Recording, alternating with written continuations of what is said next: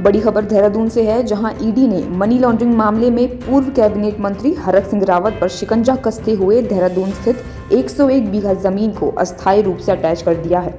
ED की इस कार्रवाई से सियासी हलचल तेज हो गई है। हरक सिंह रावत ने ईडी पर जमकर हमला बोला। उनका कहना है कि ईडी की साख पूरी तरह से खत्म हो चुकी है। दुर्भाग्य इस देश का, जो एजेंसी इस हिंदुस्तान की गरीब जनता की कमाई से, गरीब जनता के टैक्स से, जिन ईडी के अधिकारी कर्मचारी को तनख्वाह दी जाती है, उनका खर्चा चलाया जाता है, तो देश के अंदर भ्रष्टाचार को रोकने के लिए, मनी लॉन्ड्रिंग को रोकने के लिए वही एजेंसी, उस एजेंसी का परफॉर्मेंस क्या है? 0.46% है, 1% भी नहीं है। 0.46% सक्सेस रेट है ईडी का इस देश के न्याय व्यवस्था में। और यह दुर्भाग्य है कि जिस एजेंसी पर इतना खर्चा इस देश की गरीब जनता का हो रहा है, वो एजेंसी फेल हो गई है। उसका सक्सेस रेट 1% भी नहीं है देश के अंदर।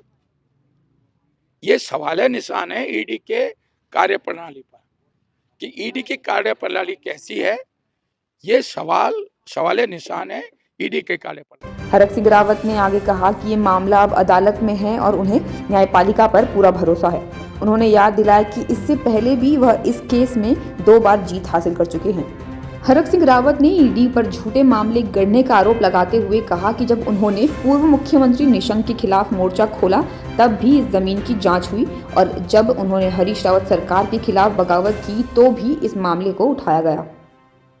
अब ईडी के पाले से गेंद निकल गई है। अब क्या हो गया कि गेंद अब न्यायपालिका के हाथ में आ गई है।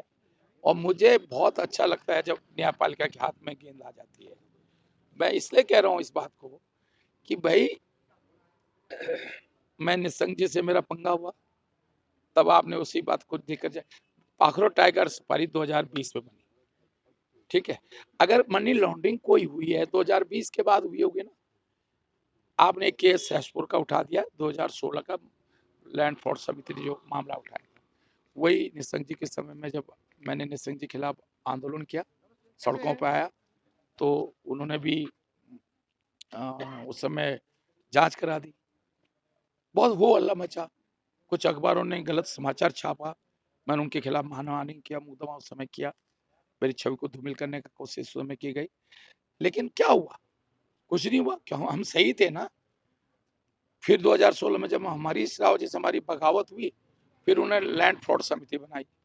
क्या हुआ? कुछ नहीं हुआ, क्योंकि हम सही थे। देखिए, सब लोग डरने वाले लोग नहीं है, और कम से कम हरक सिंह रावत डरने वालों में से नहीं। मैंने बहुत सीबीआई, बहुत ईडी और सब कुछ झेलने की क्षमता है हरक सिंह रावत में। मैं तो छार राजनीति से कफन बांध के राजनीति करता हूँ। मैं परवाह नहीं करता किसी चीज की।